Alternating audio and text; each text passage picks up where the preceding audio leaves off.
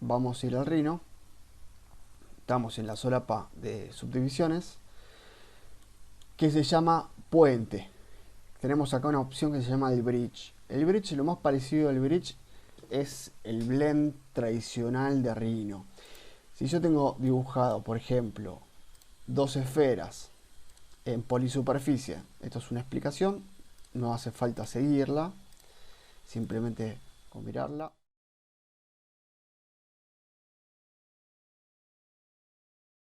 Tenemos una esfera, esta esfera la vamos a copiar.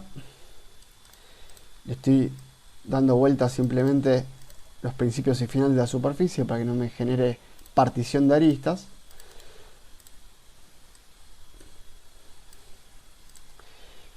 Y lo que vamos a hacer, vamos a trimearlas con estas dos curvas.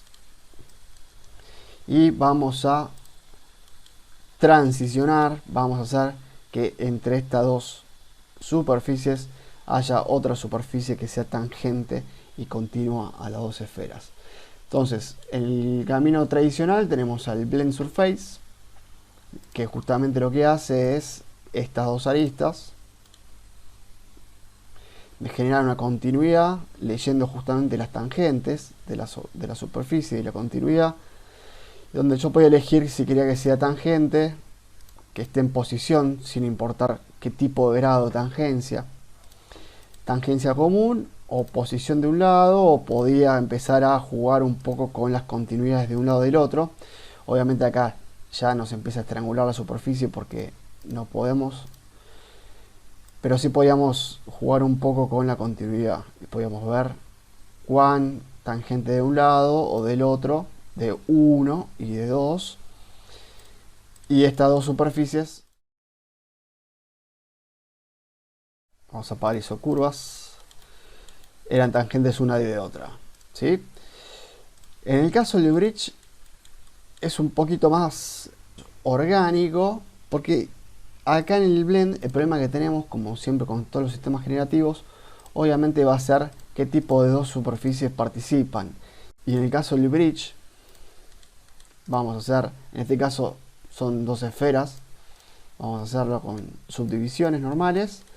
Vamos a borrarle, por ejemplo, estas cuatro caras, seleccionando el filtro de caras, teniendo activado subobjetos,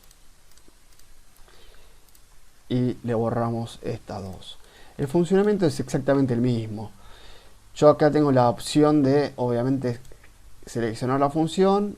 Me pide que seleccione el primer loop, la primera vuelta de aristas. Hago doble clic, voy a aristas, desactivo los filtros, doble clic, aprieto enter, vamos del otro lado, doble clic,